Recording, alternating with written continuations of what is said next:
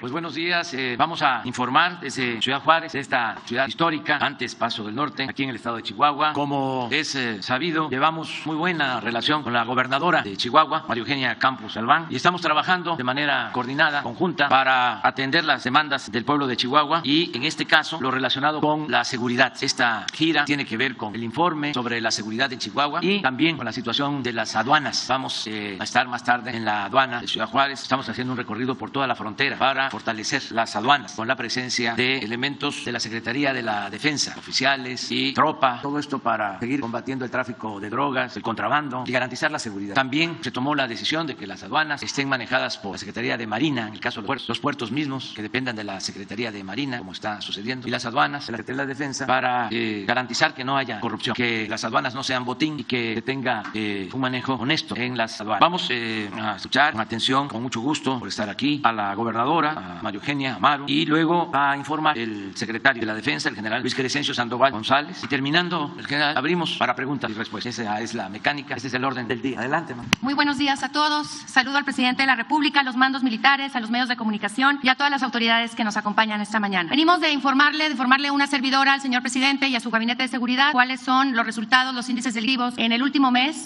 resultado de esta coordinación conjunta entre los 3 niveles de gobierno a través de las mesas de seguridad estatal. Si bien es cierto que hemos tenido momentos difíciles en Ciudad Juárez, también es cierto que gracias a este operativo de estrategia federal, el cual hemos atendido con instrucciones del señor presidente de la República, 3 de los 50 municipios contemplados en esta estrategia federal de seguridad son del estado de Chihuahua: Cuauhtémoc, Chihuahua y Ciudad Juárez. Y en estos 3 municipios tenemos buenas noticias que darle hoy al estado de Chihuahua y a nuestro país. En primer lugar, en cuanto a índices delictivos de homicidios dolosos, tenemos una reducción en Ciudad Juárez en 39 meses del más del 15% en homicidios dolosos. Esto quiere decir que en más de 3 años no habíamos tenido una reducción importante de homicidios en Ciudad Juárez, y esto lo hemos logrado gracias a la intervención de los 3 niveles de gobierno con el operativo Juntos por Juárez. Lo mismo en Chihuahua capital y lo mismo en Ciudad Cuauhtémoc, en una reducción de delitos de homicidios dolosos en menor tiempo, en una reducción de homicidios dolosos cuando antes, digamos, en 24 meses anteriores no habíamos tenido una cifra tan baja como el día de hoy la tenemos en Chihuahua capital y en Cuauhtémoc,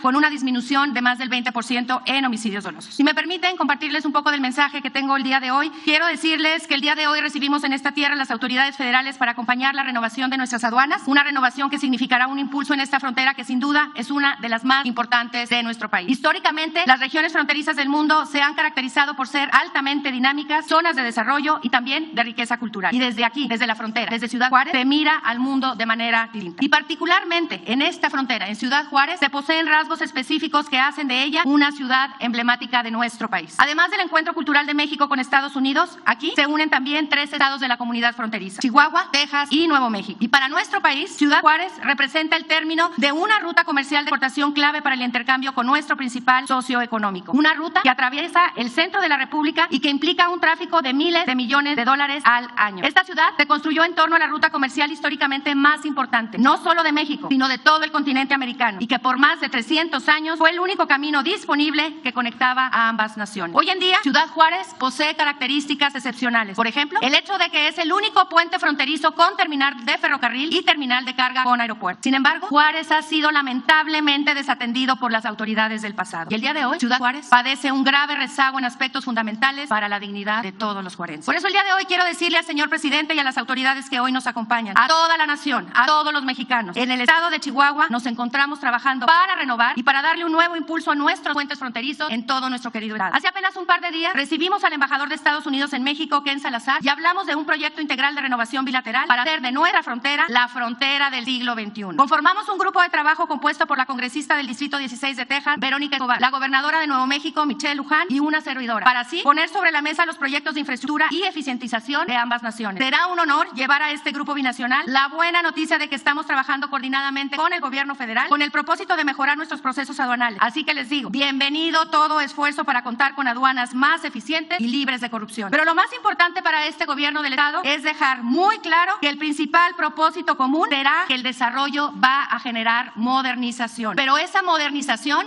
deberá ser traducida en bienestar para las personas que hacen sus vidas en esta gran ciudad. No es posible que el Estado de Chihuahua represente el principal exportador de mercancías del país con más de 14,000 millones de dólares tan solo en el tercer trimestre del año 2021 y que al mismo tiempo Ciudad Juárez viva con más de 350,000 hermanos juarenses en situación de pobreza. Licenciado Andrés Manuel López Obrador, usted es el presidente de la República y yo soy la gobernadora del Estado de Chihuahua. Entre usted y yo no puede caber la confrontación, la violencia, la indolencia ni la omisión. Ni tampoco puede caber en nosotros el ruido que no nos permite escucharnos y que no nos deje atender el dolor de la ciudadanía, de nuestras familias y por supuesto de nuestros hijos, el valor más preciado para todos nosotros. Por el contrario, debemos dejar de gritar para escucharnos y poner por encima de todos nuestros intereses, nuestra concentración y nuestro trabajo diario para cambiar esa dolorosa realidad de tantos mexicanos y por supuesto de los juarenses. Para lograrlo, debemos compartir entre quienes estamos aquí presentes una misma voluntad y una misma determinación. Solo así podremos ofrecer un desarrollo real a los chihuahuenses, las cosas que le interesan a los juarenses, el dotar de servicios públicos a la ciudad, el combatir el rezago en las colonias, el atender las necesidades educativas y el mejorar los hospitales, así como se ha comprometido el gobierno federal, situación por la cual agradezco también, señor presidente, con nuestro próximo hospital del IMSS Bienestar con 37 especialidades y con una inversión de más de 5,000 millones de pesos. Este trabajo de renovación fronteriza se debe transformar en empleos y oportunidades para todos, pero sobre todo para quienes menos tienen y quienes más les duele. Por eso insisto, en Chihuahua estamos trabajando y le abrimos la puerta a la buena voluntad del gobierno federal para atender a los juarenses. Seguimos trabajando juntos por nuestra querida frontera. Que estos datos que hoy presentamos en la baja de los índices delictivos en homicidios dolosos también se vean reflejados en otras materias con la coordinación del gobierno federal y del gobierno municipal. Juntos sí podemos. Es Juan. Muchas gracias. Buen día. Permiso, señor presidente. Buenos días. Vamos a informar sobre la situación de seguridad pública en el Estado. Aquí tenemos la primera información, 67 municipios con los que cuenta el Estado,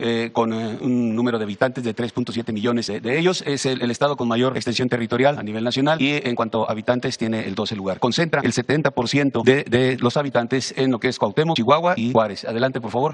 Bueno, tenemos a partir de agosto se dio una instrucción, los delitos, se dio la instrucción presidencial de atender a los 50 municipios en donde se estaban incrementando los homicidios dolosos. Se realizó una estrategia para aplicarla en ellos y aquí vamos a ver los resultados. Vamos a explicar. En cuanto a la incidencia delictiva en el Estado, en lo que va de la administración, tenemos que Chihuahua tiene un tercer lugar en homicidios dolosos, va hacia la baja. En trata de personas, un quinto lugar a nivel nacional, también hacia la baja. En robo de vehículos, un octavo lugar, también a la baja. Un 12avo lugar hacia la baja en robo a casa habitación. En secuestro, un 18 lugar. Aquí mencionar que son secuestros express o privaciones ilegales de la libertad. En robo de transporte, también un 26 lugar y hacia la baja. Y en extorsión, un 30 lugar y con una tendencia al alza. Sumando los delitos de impacto, tiene un octavo lugar, pero también su tendencia es hacia la baja. Esto es considerando estos delitos por cada 100,000 habitantes. Vamos a ver cada uno de ellos. Aquí tenemos homicidio doloso, el tercer lugar. La información que tenemos aquí está hasta diciembre, porque es lo que tenemos de datos del Secretariado Ejecutivo de Seguridad Pública. En diciembre tuvieron 171 homicidios que se presentaron en el Estado, su tendencia es a la baja. Aquí vemos el acumulado, como en 2020 tuvieron 2,294, en el 21, 2,056.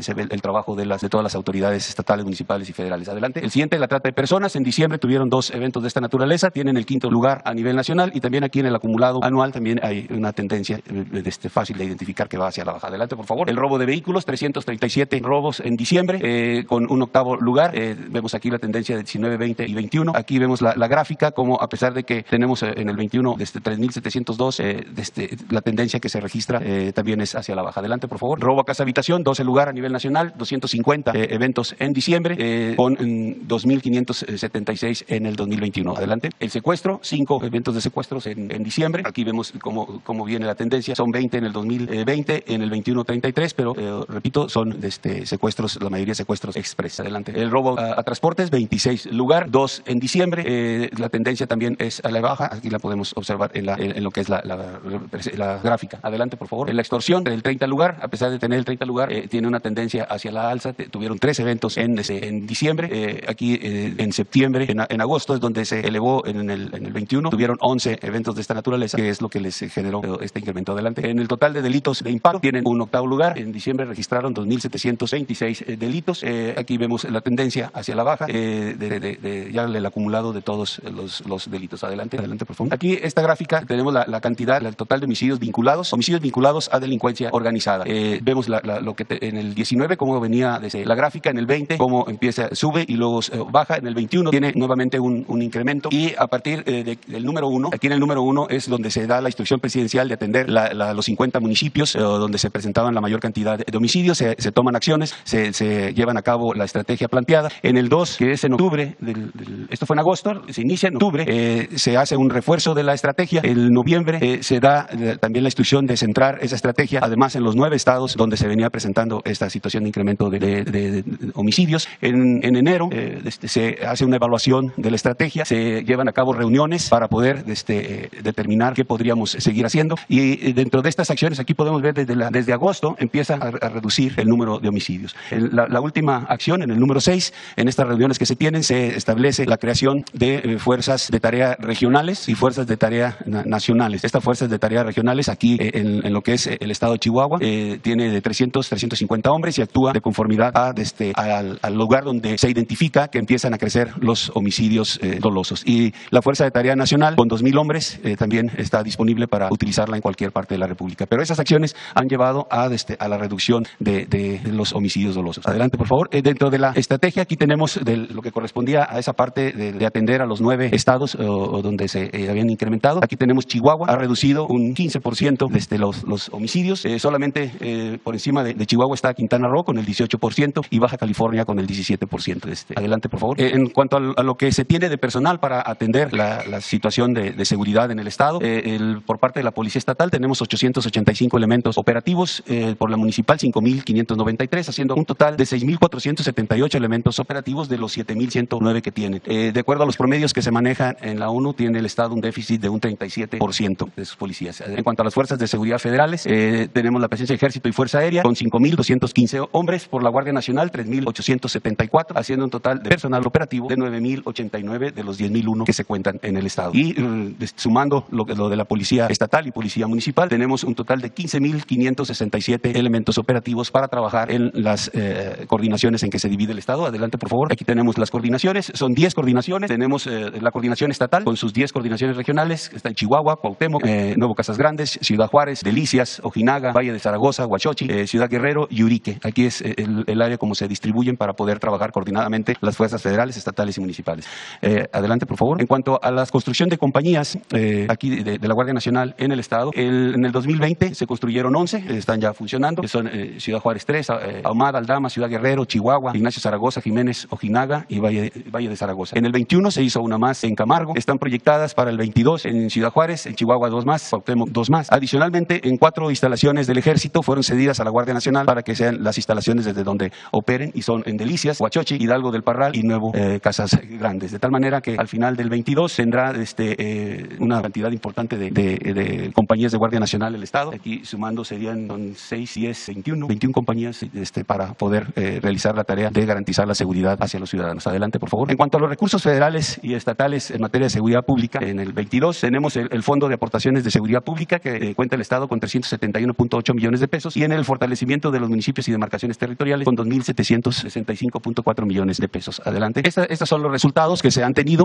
como parte de la estrategia desde agosto a febrero. 188 días de esa estrategia. Los resultados: 1,148 plantíos de marihuana, 11,100 plantíos de amapola, 235 vehículos asegurados, 43,835 pesos, 111,087 dólares, 325 detenidos, 389 kilogramos de metanfetaminas, 16,824 kilogramos de marihuana, 378 armas largas, 471 armas cortas. Esto es, repito, lo que llevamos a partir de que se refuerzan o se centra la estrategia en los 50 municipios con mayor índice de homicidios. Adelante, por favor. Aquí vemos más resultados que son también coordinaciones que se han hecho con el gobierno del Estado, con la Fiscalía Estatal, para poder realizar cateos que han dado buenos resultados. Llevamos en ese periodo 81 cateos donde los resultados han sido importantes. También resaltar que se tiene detenidos 235 elementos. Dentro de estas 235 detenciones, mencionar que aquí en el Estado se han detenido a 28 homicidas de los que actuaron en contra de la familia Lanford Miller. 28 han sido asegurados en lo que son Nuevo Casas Grandes, Ascensión y Janos. Aunque el evento fue en Bavispe, Sonora, los delincuentes han sido detenidos aquí. El último, que fue el día 15 de febrero, fue detenido también en Nuevo Casas Grandes. Es un trabajo importante de coordinación, de inteligencia generado por el grupo interinstitucional que se tiene actuando para este caso en especial en Bavispe, pero también atendiendo todo el Estado. Adelante, por favor. En lo que corresponde a plan DN3 y plan de la Guardia Nacional, se han empleado en lo que va de la administración aquí en el Estado 8,144 hombres. hombres, 1,000 vehículos, 4 aeronaves, principalmente atendiendo heladas, incendios forestales, amenazas de bomba, incendios urbanos, accidentes y lluvias. Esa es la situación, señor presidente. Es todo. Perdón, nos falta explicar esto. En cuanto a la estrategia, analizando los resultados que llevamos, lo que hace algún momento mencionaba la gobernadora, de que van hacia la baja los homicidios dolosos. Aquí vemos lo que teníamos antes de la estrategia. En julio de 2021, 168 homicidios se presentaron. Se aplica la estrategia a través de ese lapso. Tenemos para enero 98 homicidios. Tenemos un 41% hacia la baja. Ahorita en febrero tenemos 42 únicamente. Si sigue la tendencia, de seguir la tendencia que lleva, vamos a acabar en el mes con el mes más bajo de toda la administración, que se tiene el registro aquí en el Estado. Repito, ese es el esfuerzo, esa es la coordinación de las acciones que se llevan a cabo aquí en el Estado por parte de la Federación, del Estado y de los municipios. Todos pues abrimos, si les parece, combinamos los compañeros, compañeras del país y Chihuahua. Adelante. Y luego... Muchas gracias por estar aquí, gracias por el hospital que se va a construir en Juárez. Faltaría que nos ayudara a reconstruir las carreteras en el estado, están deterioradas. Paso a hacerle las dos preguntas que nos han permitido. Mire, en Chihuahua, infraestructura energética Nova, Ecogas, los cobros lo dan con pluma cuata. Cuando un usuario le dice consumió 500 pesos de gas, pero le agregan 1,500 de transporte o distribución. No sé si el gobierno federal, no sé cómo le haya ido con las gaseras, si el gobierno federal puede regular los precios o ellos pueden cobrar lo que quieran. Esa sería la primera pregunta. Bueno, hay una definición de precios máximos. Sería cosa de ver si se están rebasando esos topes que están establecidos. Vamos a revisarlos. Le voy a pedir al director de la Procuraduría Procurador del Consumidor, Ricardo Sheffield, para que haga la investigación de mercado aquí en Juárez con respecto al gas y que en una mañanera, él está los lunes, informe sobre esta situación que me estás planteando. Ya se logró controlar lo de los incrementos del gas en general, pero estamos conscientes de que pueden estarse dando aumentos indebidos, injustificados en algunas regiones o ciudades del país. Había una tendencia al alza, se controló porque se definió que se establecerían, y así ha venido sucediendo, precios máximos y no se rebasan esos precios máximos. La otra acción que se tomó y dio resultados también fue iniciar lo del gas bienestar para que las empresas gaseras y los distribuidores no abusaran y se diera competencia, que prácticamente no había, porque hay una concentración en unas cuantas empresas en todo lo relacionado con la distribución del gas. Entonces ha funcionado esta estrategia. De todas maneras, yo me comprometo a que el lunes, seguramente Ricardo nos está viendo, que nos haga un análisis de precios sobre el gas en Ciudad Juárez. Señor presidente, se ha hecho un gran esfuerzo estos 3 años en la formación de la Guardia Nacional, tener cuarteles en distintas regiones del país. Creo que eso va a ayudar mucho a disminuir la delincuencia. El país, el gobierno está más preparado para enfrentar los delitos. Sin embargo, en la realidad, la impunidad anda alrededor del 90%. Sería bueno que, tal parece que a veces las ejecuciones son entre bandas, se matan entre ellos y como que la autoridad los deja que entre ellos se maten. Sin embargo, eso genera percepción de mucha inseguridad. Sería bueno que el gobierno federal tiene que cambiar la estrategia para atacar la impunidad, si sería uno de los siguientes pasos. Muchas gracias. Sí, estamos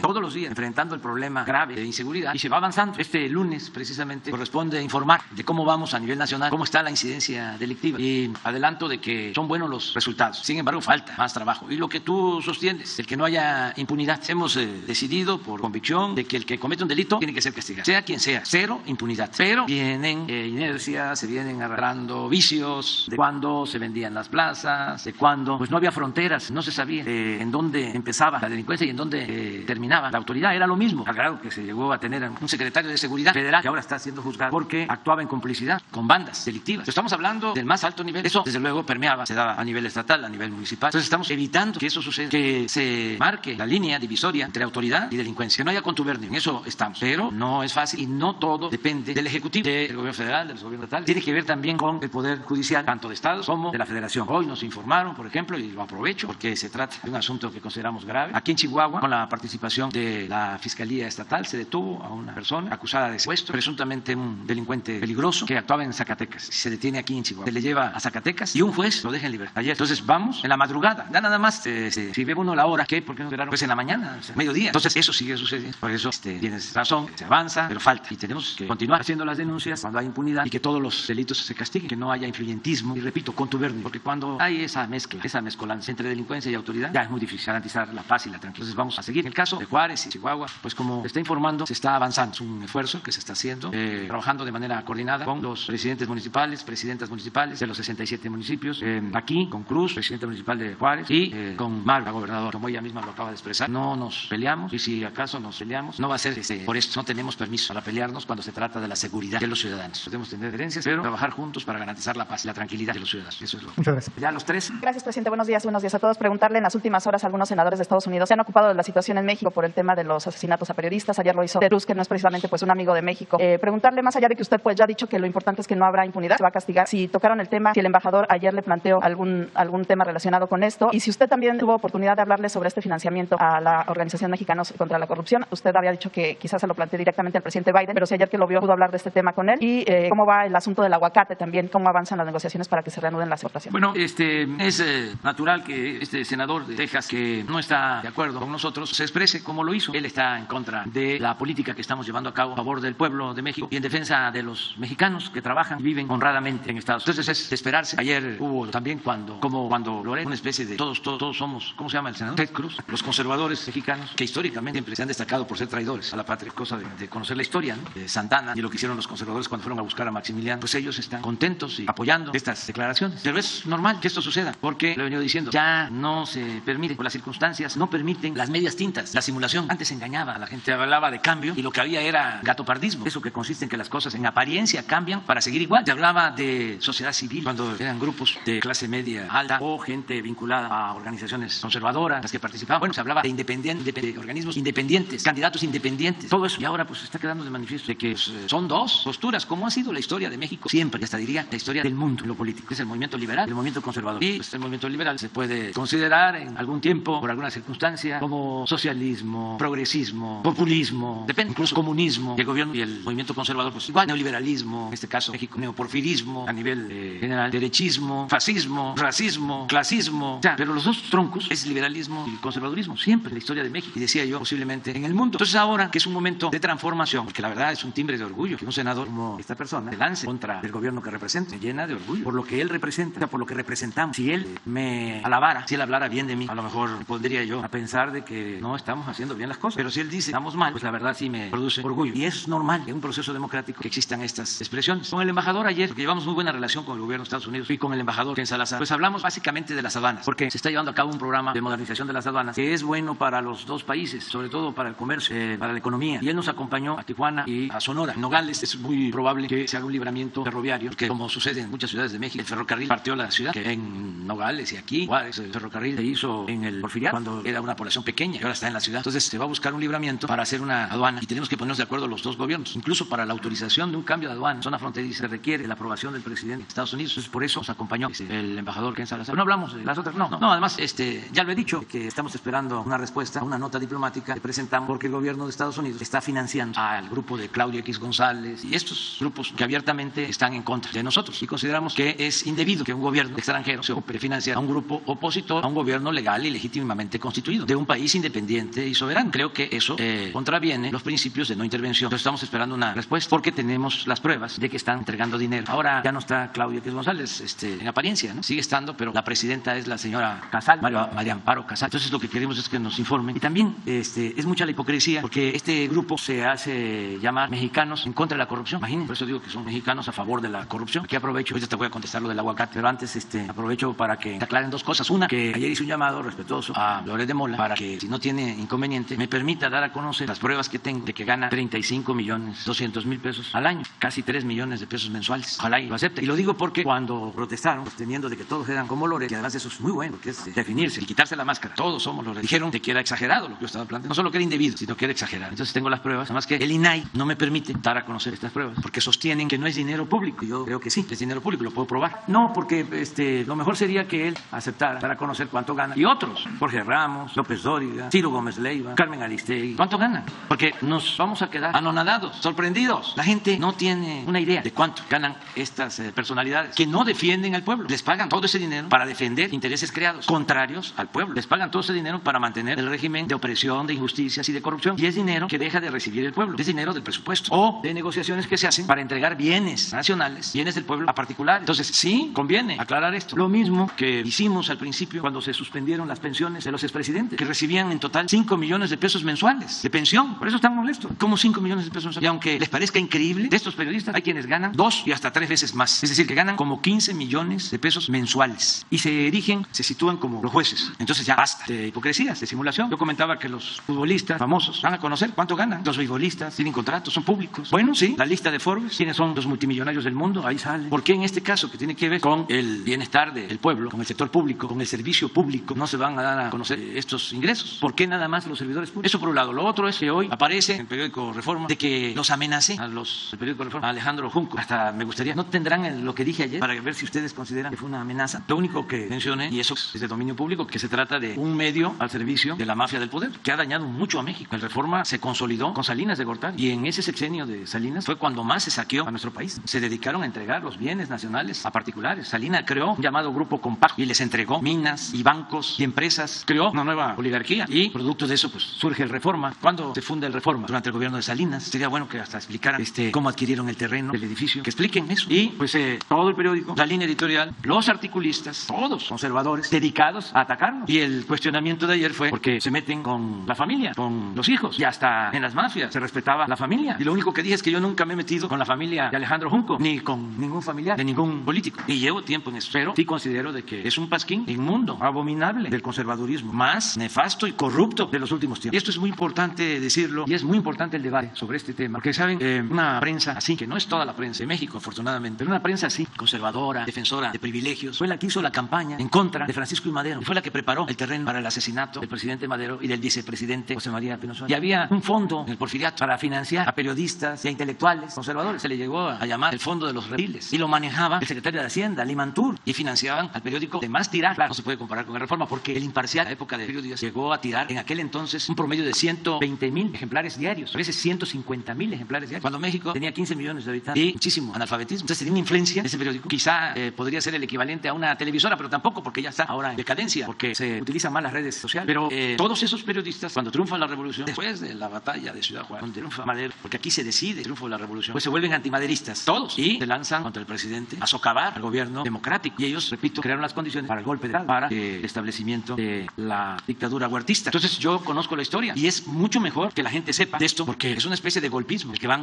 preparando, destruyendo a opositores políticamente hablando. Y si se da a conocer, ya la gente sabe de qué se trata. El presidente Madero, apóstol de la democracia, no tenía cómo defenderse. Todos, periodistas e intelectuales, en contra, todos. Y luego los periodistas, los intelectuales se convirtieron en huertistas. Entonces nosotros no vamos a permitir eso. Nosotros vamos a llamar a las cosas por su nombre. Porque quisieran que yo me quedara callado. No diga nada, porque si dice, le acusamos de autoritario, de que no garantiza la libertad de expresión, de que en México no hay democracia, de que México es como Venezuela, de que hay una dictadura, que se persigue a los periodistas. Puso hace unos días Jorge Ramos, nos están matando en una protesta por los lamentables hechos de periodistas que dan la vida. No por persecución, no por represión, que nosotros no somos iguales, ni siquiera censuramos. No es caso de antes. La misma Carmen Aristegui, porque hizo un reportaje, le quitaron el programa. Gutiérrez Vivó, lo expulsaron del país. Nosotros nunca vamos a hacer eso por convicción. No hay presión y vamos a garantizar siempre el derecho a disentir. Pero queremos también tener el derecho de réplica. O la libertad de expresión aplica para unos y para otros no. Se tiene que silenciar el presidente, no ejercer la libertad. Además, tenemos que buscar los equilibrios. Es que es mucho dinero el que corre para la guerra sucia. Y no es Andrés Manuel. Yo ya llevo tiempo en esto y resisto. Es el proyecto de nación que estamos impulsando millones de mexicanos. Que no queremos que México sea país de unos cuantos. Que no queremos que impere en México la corrupción. Que no queremos un México con una monstruosa desigualdad económica y social, donde una minoría lo tiene todo y la mayoría carece hasta de lo más indispensable. No queremos la violencia. ¿Por qué se desató la violencia? Esto que estamos padeciendo todavía. Porque se dedicaron a saquear, a dar malos ejemplos, a robar. ¿Qué se le dio de ejemplo? ¿O cómo se apoyó a las familias humildes, a las familias pobres? ¿Cómo se atendió a los jóvenes durante el periodo neoliberal? ¿Qué se hizo a favor de los jóvenes? Nada. Solo etiquetarlos, llamarles ninis, burlándose de ellos, que ni estudian ni trabajan. Ahora no, ahora es distinto. Y vamos a seguir con la misma política, anclados, sin zigzaguear, defendiendo las causas de justicia, de libertad, de dignidad, de honestidad, de defensa de nuestra soberanía. Vamos a continuar. Y también, para concluir, decir que celebro también que todo esto se esté dando de manera pacífica. Que las tres transformaciones que han habido en la historia del país se han hecho con violencia. No lo deseaban así los dirigentes, padres de nuestra patria, pero así se presentaron las circunstancias. La independencia pues fue violenta. Aquí en Chihuahua asesinaron a Hidalgo. Fíjense los conservadores cómo son. Le cortaron la cabeza y le exhibieron 10 años en Guanajuato, en la plaza, Alhóndiga. 10 años. El mensaje es para que nadie se atreva a enfrentarse contra los privilegios. Porque Hidalgo se atrevió a decirles, cuando lo estaban excomulgando, llegó a decir, el único Dios de ustedes, los oligarcas, el único Dios de ustedes es el dinero. Entonces no se lo perdonaron, pero además fue el primero en proclamar la abolición de la esclavitud. Pero fíjense qué odio. ¿Cuántas hazañas? 10 años la cabeza. La reforma, lo mismo. Bueno, guerra de reforma. Intervención francesa porque los conservadores fueron a buscar a Maximiliano. Nos invade Francia. Por eso Chihuahua es un estado grande e histórico. Es cuna del movimiento de reforma y del movimiento revolucionario. Acá se viene Juárez, al Paso del Norte, aquí con su gabinete a resistir, y a Chihuahua. 2 años, sin doblegarse. Pero también hay violencia. La tercera transformación puso la revolución, que no produjo mucha violencia al principio. Fue la batalla de Ciudad Juárez. El 20 de noviembre de 1910 convoca a Madero al pueblo a tomar las armas en contra de Porfirio Díaz. Y en mayo del 11 es la batalla aquí en Juárez, la única, la más importante. Y triunfan los revolucionarios. Orozco de Chihuahua Chihuahua y Villa, ayudando a Madero. Y a partir del triunfo, en mayo del 11, fíjense, ya en el mes siguiente, porque aquí se firman los acuerdos, los tratados de Juárez, para que renuncie Porfirio Díaz y se vaya al exilio y se nombra un presidente interino, son los tratados de Juárez, que son en junio. Entonces, del 20 de noviembre a junio, 6 meses y resuelven pronto. No hay mucho derramamiento de sangre, ni siquiera hay fuga de capital. Sin embargo, como asesinan a Madero, ahí sí se desata una guerra cruenta con muchos muertos. 1 millón de mexicanos perdieron la vida por pandemias, por hambre y por violencia. Entonces, las 3 transformaciones se han tenido que llevar a cabo con violencia. Esta transformación, la cuarta, no ha significado derramamiento de sangre. Y eso es muy importante. Y qué bien que Junco y Loret y Krause, todos, ¿no?, sigan en contra de nosotros y que se dé esta polémica y este debate, porque si no, estaríamos viviendo en una dictadura. Si solo predominara un criterio, si hubiese un pensamiento único. No, qué bien que se está llevando a cabo este debate de manera pacífica, que eso es un avance, algo nunca visto en la historia del país. Y ya para terminar, decirles de que tengo información de que hoy posiblemente se resuelva lo del aguacate. ¿Podría informar? Pues se estuvo revisando en los últimos días entre las autoridades de Estados Unidos, del área de comercial y de los encargados de la seguridad para el proceso de exportación de aguacate con autoridades estatales de Michoacán y autoridades federales de la Secretaría de Agricultura. Hay una propuesta ya para que se pueda regularizar, normalizar la exportación de aguacate y hoy debe de emitirse una resolución. Nosotros esperamos que sea positiva y que a partir de la semana próxima pues ya se pueda reanudar cotidianamente el proceso de exportación. Pues es básicamente un asunto de revisar la regulación. Hay medidas de seguridad que habían convenido entre el gobierno del Estado, gobierno federal y las autoridades encargadas de la inspección del aguacate de exportación y se van a reforzar esos mecanismos. De aquí de... Gracias. Para consultarle, ¿cuál es la situación específica o qué información de inteligencia tiene usted sobre lo que está ocurriendo en Ciudad Juárez? Porque si bien han bajado los homicidios, las modalidades son muy graves. Le hablo de una balacera en un lugar público con 10 víctimas, 7 heridos, 3 asesinados, una balacera en el Valle de Juárez, ahí mismo un doble feminicidio con mutilación, probablemente también atribuido a la delincuencia organizada. Esto en enero. ¿Qué es la información que usted tiene sobre lo que está pasando en Ciudad Juárez? ¿Quién se está peleando? ¿Qué está haciendo el gobierno? No han detenido absolutamente a nadie relacionado con esos homicidios de muy alto impacto. También, segundo, ¿cuándo empieza la construcción de los hospitales por parte del INS? Porque usted dijo el diciembre pasado que empezaban en enero, ya estamos en febrero. Ahora también sobre lo de las aduanas, ¿en qué consiste esta modernización? Y lo que menciona de que van a Sedena, ya están el personal de Sedena en aduana, ¿a qué se refiere específicamente? No sé si ya los van a pasar ahora también a depender directamente de Sedena o de qué se trata esta actividad que va a tener, va a ser ahí también, por favor. Hoy en la mañana, como lo hacemos en todas las reuniones de seguridad, se analiza la situación del país y en este caso de Chihuahua y de Juárez. Y el informe que nos presentó la gobernadora consistió en hablar de los incendios que han habido en Juárez, de estos 10 homicidios, de las 2 mujeres que lamentablemente fueron asesinadas. Ya se tiene conocimiento de esto y se está actuando. ¿Qué es lo que se tiene conocimiento? ¿Qué se sabe? ¿Qué pasó? A ver, gobernador. Gracias. Ya lo hemos dicho de manera pública y ha habido detenidos. Si quieres acercarte a la Fiscalía General del Estado, pero en coordinación con los mandos federales se ha logrado la detención de estas personas. En el caso del feminicidio, ¿verdad? Y en el caso del feminicidio. Y yo te puedo decir, es delicado hablar de las líneas de investigación, pero yo te puedo decir que son pugnas entre el crimen organizado, entre cárteles del crimen organizado, y son 2 cárteles que están establecidos aquí en Ciudad Juárez y es una pelea por la plaza. Es delicado que yo te lo diga, pero esta es la situación. Ok, hay detenidos en el caso de los feminicidios, pero ¿qué pasó con el caso del bar, el viejo que también, el caso de la balacera pública? También. Y cuando se refiere a que hay una pugna, ¿qué es lo que está ocurriendo? ¿Quiénes? El territorio, es el territorio para la venta de la droga. ¿Quiénes están a cargo? Específicamente por el Cristal. No te voy a dar nombres de los grupos, de los cárteles, pero esto es lo que está sucediendo. Se está actuando y tú fuiste testigo de la operación Juntos por Ciudad Juárez, que se estableció justo al día siguiente que sucedieron las primeras amenazas, los incendios.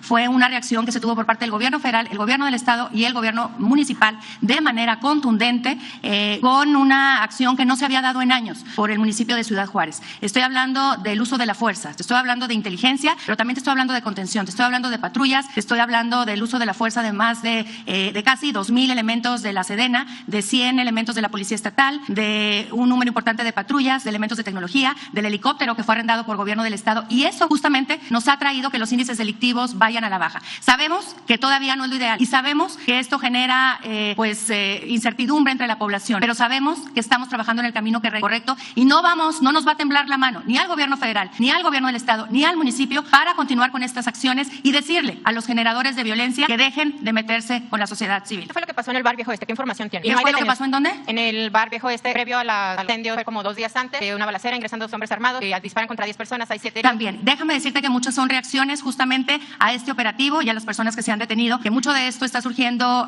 del interior de uno de los cerezos aquí en Ciudad Juárez. Gracias. ¿Los hospitales, presidente, para cuándo? Sí, es muy buena tu intervención porque nos ayuda a recordar el compromiso que tenemos y seguramente Zoé está tomando nota, director del Segur, y no podemos quedar mal. ¿No tienen fecha para el inicio de la licitación? Tiene que ser lo más pronto. A ver si puedes. hay una diferencia en la tenencia de la tierra, entonces está haciendo el trámite para que de gobierno estatal pase al Seguro Social la propiedad del inmueble, y en tanto no se termine de regularizar no puede arrancar. Ya está preparado proceso de licitación, pero se tiene que esperar que termine el trámite, que debe ser como entre 20 días y un mes. Pero de todas maneras, o sea, es muy bueno lo que planteas, porque es a lo que nos enfrentamos. Tenemos que estar empujando al elefante, al aparato burocrático, porque encontramos un elefante echado, reumático, que no caminaba, ya lo paramos, pero todavía hay que estarlo empujando. Esto mismo me sirve para informar lo de los carros extranjeros. Se firmó el acuerdo, pero ayer que fuimos a Tijuana y a Sonora está el reclamo, y aquí es lo mismo, porque no solo son los 2.500 pesos, sino que hay que pagar a agentes aduanales y luego las placas y luego el trámite, o sea, de lo más complicado. Y ya hemos dado instrucciones a la secretaria de Seguridad y al secretario de Gobernación para que se actúe y se cumpla con el compromiso, porque hablamos de 2.500 pesos y además de que lo íbamos a hacer sin tanta burocracia, y ahora pues se está viendo que son muy pocos los puntos para el trámite, son las aduanas, y esto está pasando en la frontera donde hay aduanas. Imagínense qué va a suceder en Zacatecas, donde también se va a aplicar el programa, en Michoacán, pero ya estamos actuando, y el martes próximo se tiene una reunión, están ayudando las gobernadoras, los gobernadores, para que esto se convierta en una realidad, lo de la regularización de los carros extranjeros. Y acerca de la pregunta que me hace sobre las aduanas, sí, todas las aduanas del país van a estar, ya están siendo administradas por la Secretaría de Marina, en el caso de los puertos, y por la Secretaría de la Defensa. Ya hay un acuerdo en el que dejan de depender del SAT, sí, por la cuestión normativa, porque los ingresos van a Hacienda, pero la vigilancia, el control de las aduanas está a cargo de la Secretaría de la Defensa. Esto nos ha permitido, ya tenemos resultados, reducir el contrabando, sobre todo el contrabando de combustible, porque enfrentamos el llamado huachicol, la ordeña de los ductos, y empezaron a meter diésel, gasolinas de contrabando. Entonces, a partir de que tiene el ejército el control de las aduanas, ya tenemos registros de una disminución del contrabando y hay más consumo, más demanda de los combustibles que distribuye Pemex. Acuérdense, o sea, yo creo que todos sabemos, porque tenemos más edad, sabemos de que antes las aduanas eran como botines, se manejaban para beneficio de políticos, se entregaban con ese propósito. Yo siempre cuento la anécdota de que cuando gobernaba don Adolfo Ruiz Cortines, tenía un amigo de la Cruzama que había estudiado con él y jugaba dominó don Adolfo con él en Los Pinos los fines de semana, y lo sonsacaron al amigo de don Adolfo y le dijeron: no seas tonto, si eres amigo del presidente, aprovecha, pide que le ayude. Y entonces van a jugar dominó y le dice el amigo a don Adolfo: ayúdame, somos amigos, nos conocemos desde la escuela. Dice don Adolfo: ¿y qué quieres? Pues una aduana. Estamos hablando de los años 50 del siglo pasado. Y le dijo don Adolfo: sí, voy a ver al secretario de Hacienda, nada más que si ya vas a estar en la aduana, ya no vamos a jugar dominó, porque ya eres funcionario y vas a depender del secretario de Hacienda. Entonces piénsalo, ¿quieres seguir jugando dominó con el presidente o quieres estar en la aduana? Ya regresó a decir que quería seguir jugando dominó con el presidente. Presidente, nada más para terminar con esto que está diciendo de que no van a permitir los cobros adicionales a los 2.500 pesos. ¿Qué van a hacer en ese sentido? Porque los aduanales los trámites están costando hasta 4.500. ¿Qué van a hacer? ¿Van a impedir esos cobros o qué? A ver. El planteamiento es hacer una modificación legal, en la lógica de que ya no es necesario el trámite en una agencia aduanal porque los vehículos entraron antes de la fecha del decreto a territorio nacional. Habría que acreditar que entraron o que están en el territorio nacional para ya evitar el trámite aduanal. Y habrá nada más el cobro adicional en cada estado del derecho de la placa, que varía entre 400 y 900 mil pesos, ya a partir de la semana próxima. Bueno, ya no se permite la entrada de vehículos y por eso se puso una fecha límite, que es cuando entró en vigor el decreto. Todos los vehículos que hayan entrado a territorio nacional antes del decreto y que estén en esos estados serán sujetos de regularización. Vamos a hacer una revisión porque se están haciendo obras de ampliación en las aduanas. Lo que les comentaba, por ejemplo, en el caso de Nogales, el hacer este libramiento ferroviario con la nueva aduana de los dos lados. Estuvimos también en la mesa de Otay en Tijuana con el mismo propósito. Y en todas las aduanas se va a mejorar el sistema de vigilancia que se utiliza, que ya es un sistema caduco, rebasado, pero además se tenía un contrato y no funcionaba adecuadamente. Por eso el contrabando con una empresa particular, y ahora se va a licitar para que toda la tecnología sea manejada por el Estado, o sea pública, toda la tecnología, no contratar el servicio porque es muy delicado. Imagínense, no solo es lo que cobran, sino el que manejen las cámaras. Se pueden apagar las cámaras. No sucede, por ejemplo, en los famosos C5, cuando estamos vigilando lo del robo precisamente del combustible, y hay cámaras, y eso nos sirve de prueba para proceder legalmente, y de repente se apagan las cámaras. O lo que sucedía en Pemex, con lo del huachicol, la torre de Pemex tenía un piso, el tercero, dedicado a la tecnología para supuestamente evitar el robo de combustible de los ductos. Entonces, tecnología avanzada con sensores para medir la presión de los tubos, de los ductos. Cuando se produce una toma clandestina y están extrayendo gasolina, baja la presión del ducto y con este sensor se da a conocer en un centro de mando y suena una alarma y se puede saber en dónde está la toma clandestina, en dónde están ordeñando el ducto, como se dice coloquialmente. ¿Qué pasaba? Porque sonaba la alarma y nadie actuaba, intervenía. Entonces, no es nada más un asunto de tecnología, incluso puede hasta resultar contraproducente si la tecnología está manejada con son personas no honradas, no honestas, no íntegras. Por eso tomamos la decisión de que las aduanas las controle la Secretaría de la Defensa, porque queremos resolver este problema. Y ya empezamos a notar, les decía, de qué funciona, porque ya nos está aumentando la recaudación en aduanas. Ya estamos recaudando, bueno, el año pasado se recaudaron alrededor de 1 billón de pesos de aduanas. Creció como 200,000 millones. Es que la corrupción hay que combatirla no solo por razones de índole moral, sino porque es mucho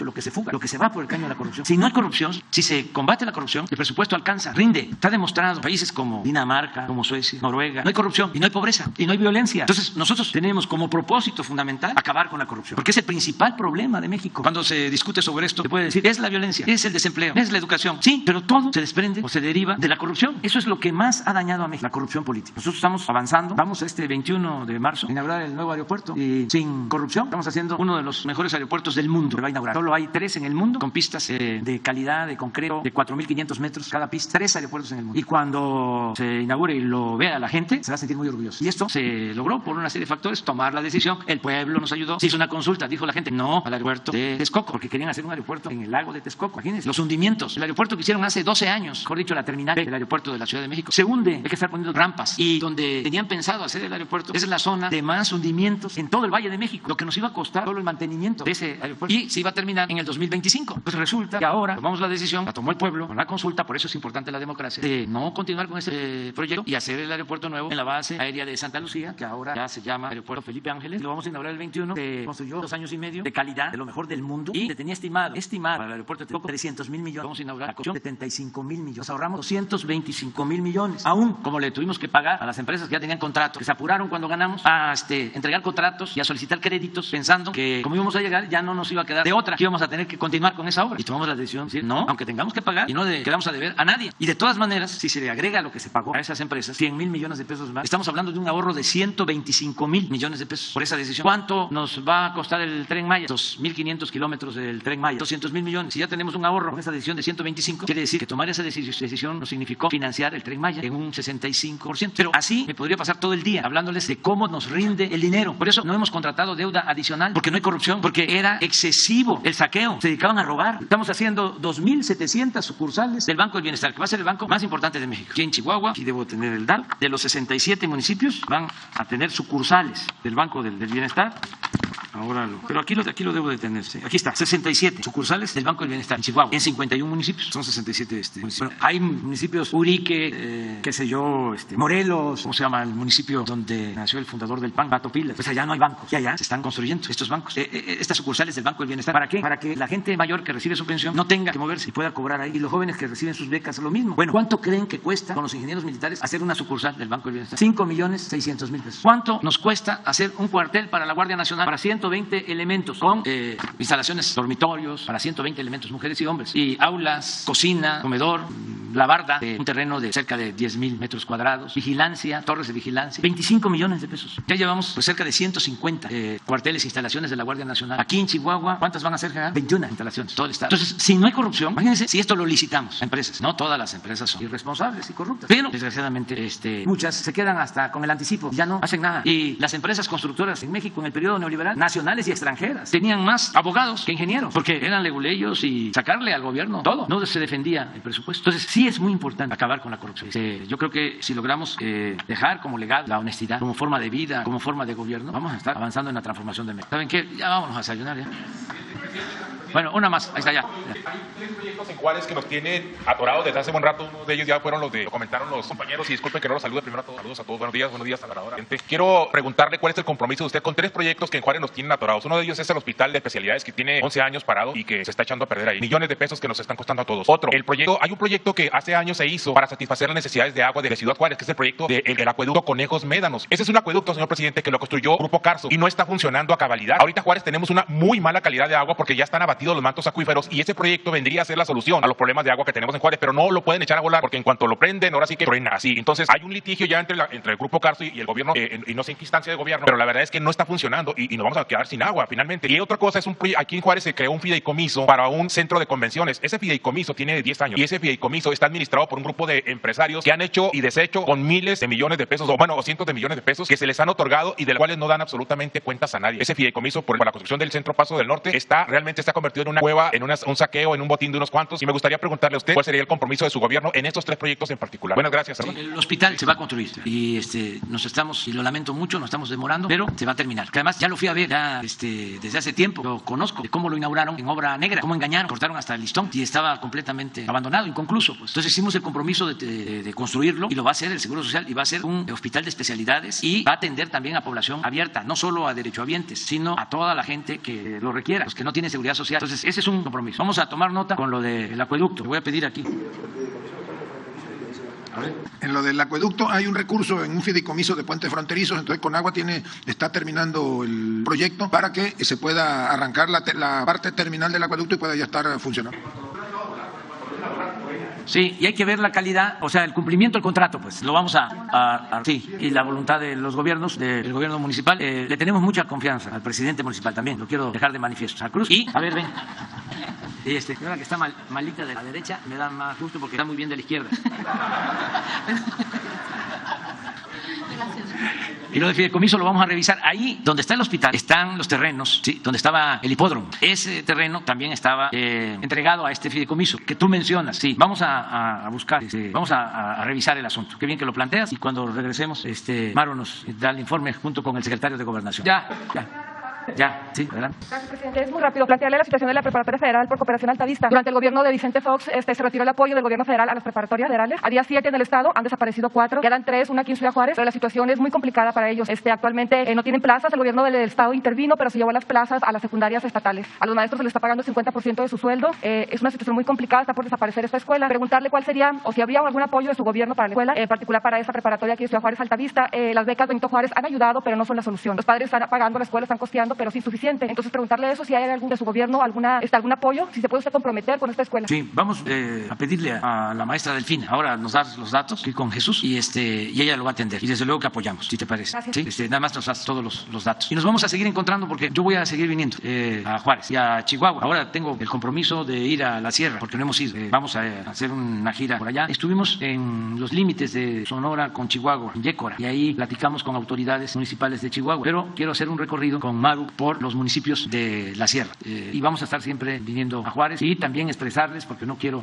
dejar que esto pase desapercibido. Estamos atendiendo lo de los asesinatos lamentables a periodistas en todo el país. Es nuestro compromiso que no haya impunidad y les tenemos a ustedes y a todos los periodistas de México mucho respeto, admiramos lo que hacen y consideramos que el periodismo es un oficio noble y respetamos mucho el trabajo de los periodistas. Tenemos las diferencias, pero es un asunto que si lo analizamos bien no tiene que ver, vamos a decir, del todo con el periodismo, sino que tiene que ver con los grupos de intereses creados. Pero la mayoría de los periodistas se merecen todo nuestro respeto, nuestra admiración, siempre. Entonces, que también tengan eso en cuenta. Es muy difícil hacer el periodismo en los estados, el periodismo que se hace en la calle. ¿Qué hacen ustedes? Es muy difícil. Como decía el maestro Buendía, las banquetas aquí son muy angostas. Entonces, se topan a veces a día con los que no quieren ser cuestionados, criticados y los que actúan de manera autoritaria o cobarde. Entonces, nuestro respeto a ustedes. A ver, paisano. Presidente, 2 temas. Sobre periodistas. Ninguno de los que estamos aquí ganamos como Loret de Mola, ¿verdad? Obviamente. Yo le pregunto si usted no ha pensado en enviar al Congreso alguna iniciativa para mejorar las condiciones laborales de los trabajadores de la prensa, porque una gran parte de los medios ganan por honorarios, que no fue contemplado cuando se reformaron leyes de explotación de trabajadores por la subcontratación. La gran mayoría se les paga por honorarios y bajos salarios. El salario mínimo profesional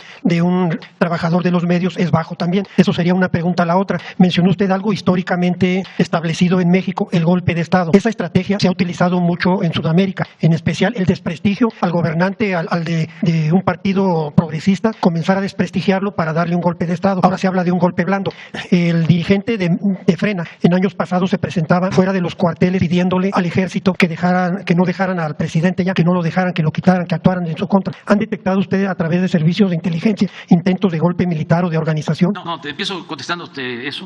Nosotros tenemos un ejército leal, sobre todo a las instituciones. Es un ejército distinto al de otros países, con todo respeto. Nuestro ejército surge de un movimiento revolucionario. Hablaba yo aquí del triunfo de la revolución maderista con la batalla de Juárez, en la que intervienen Orozco, intervienen Villa y otros revolucionarios. Bueno, aquí se constituye por Madero un gobierno, vamos a decir, provisional, antes del interino, gobierno revolucionario. Y desde mayo del 11, desde que se triunfa, Madero decide que el secretario de guerra del movimiento revolucionario iba a ser Venustiano Carranza. Fíjense, en el 11, en el 13 que asesinan a Madero. Bueno, desde el día que lo detienen el 19 de febrero de 1913, a él y al vicepresidente Pino Suárez, don Venustiano Carranza, que era gobernador de Coahuila, es el único que se rebela, porque Huerta les manda un telegrama a todos diciendo que ya él era el presidente, y don Venustiano dice no, y el Congreso local de Coahuila lo apoya y así surge el actual ejército. Por eso mañana es el Día del Ejército y lo vamos a recordar en la Hacienda de Guadalupe, donde se firmó el Plan de Guadalupe con Venustiano Carranza. Este ejército es un ejército revolucionario, surgido del pueblo. Las manchas que tiene no son atribuibles a los mandos militares, sino a los gobiernos civiles. Porque no olvidemos que el comandante supremo de las Fuerzas Armadas es el presidente de la República. Entonces, en el 68 no fue Marcelino García Barragán, que es el secretario de la Defensa. Él actuó por órdenes del presidente. Y así en todos los casos. Nosotros tenemos esa enorme ventaja de que tenemos un ejército popular. Por eso siempre digo que los soldados son pueblo uniformado. Son hijos de campesinos, de obreros, de mecánicos, de comerciantes, de maestros, de militares. Hasta los generales de división. No pertenecen a la oligarquía, como sucede en otros países. Son leales a las instituciones. Entonces, al contrario, ahora es más la lealtad, no solo al presidente, al pueblo y el compromiso de contribuir al desarrollo de México. Nos están ayudando como nunca. Entonces, por ahí no es el asunto. Sí es como tú planteas,